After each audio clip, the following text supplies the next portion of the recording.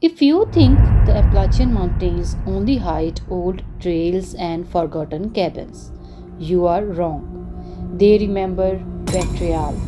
They wait for revenge. And if you leave someone there to die, they don't stay buried. I learned that on November 14th, 2023. It was exactly 11:42 p.m. I had just moved into a fourth floor apartment in downtown Charlotte, over 100 miles away from the Appalachian Mountains. Concrete walls, bright street lights, security cameras, key guard entry, everything I needed to convince myself the nightmare was over. Because 7 months earlier, my wife Sarah died in those mountains. At least that's the story everyone believed.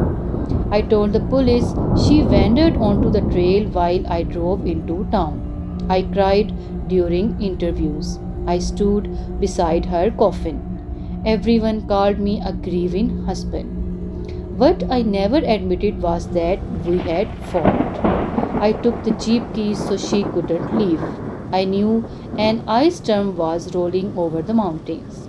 And while she froze alone in the wilderness, I spent the night in a warm motel with another woman. The search team found Sarah 3 days later at the bottom of a ravine. They said she dragged herself almost a mile with a shattered ankle before hypothermia stopped her heart. For months, guilt faded into something manageable until that Tuesday night. I poured myself a glass of bourbon and noticed frost slowly climbing the outside of the glass. Note condensation. Frost. The apartment thermostat still read 72 degrees. Yet every breath I took turned into thick white vapor. Then I heard it. A slow, grinding pull of frozen brass teeth. I know that sound instantly. It was the heavy zipper on Sarah's red mountaineering jacket, the same jacket they found her wearing. At first, it came from the hallway. Then, it came from inside my apartment, the spare bedroom. Every instinct told me to run, but my feet refused to move. I walked toward the room anyway. The door was slightly open. Cold air poured through the crack, carrying the unmistakable smell of the Appalachian forest. Wet pine needles, frozen earth, rotting leaves. It smelled exactly like the search site where Sarah died. I pushed the door open. The room was almost dark, except for the city lights bleeding through the window. In the middle of the hardwood floor sat a puddle of muddy water. I tried convincing myself someone had broken in. Maybe Sarah's brother wanted revenge. Maybe this was some twisted prank. I reached for the light switch. The bulb exploded. For one blinding flash, the room lit up and I saw them. Footprints. Only one set. The left footprints were perfectly clear. The right side was not a footprint at all. It was a long, smeared through mud and dead leaves. Something had been dragging its broken leg across my floor. Exactly how the coroner said Sarah tried crawling out of the ravine. The temperature crashed so fast, frost spread across the windows, with sharp cracking sounds. Then another noise. A wet inhale.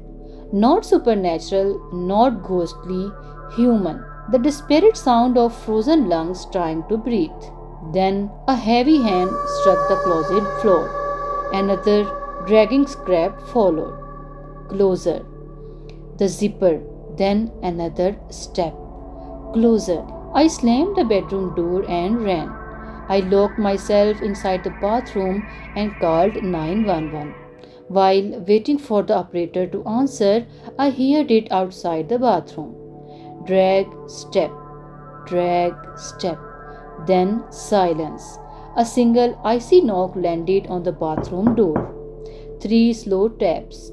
I couldn't speak. I couldn't breathe. 10 minutes later, police arrived. They searched every room. every closet, every window. Nothing, no footprints, no mud, no broken light bulb, nothing except one thing. The older officer frowned at the bathroom floor. Sir, what happened here? I looked down. Across the white tiles stretched a trail of muddy water leading from the hallway to where I had been sitting. Mixed into the mud were tiny pine needles. The officers claimed they had not noticed them before. Neither had I. I left Charlotte before sunrise. Now I live in Phoenix, where the air is dry and forests don't exist. I keep my apartment above 80 degrees. I refuse to wear jackets with metal zippers. I never leave doors half open because every few months, usually just after midnight, the room suddenly turns cold. The smell of wet pine fills the air, and somewhere inside my apartment, I hear a frozen brass zipper being pulled open. Slowly, patiently, as if someone from the Appalachian Mountains is still searching for the husband who betrayed her, and she is willing to wait forever to get her revenge.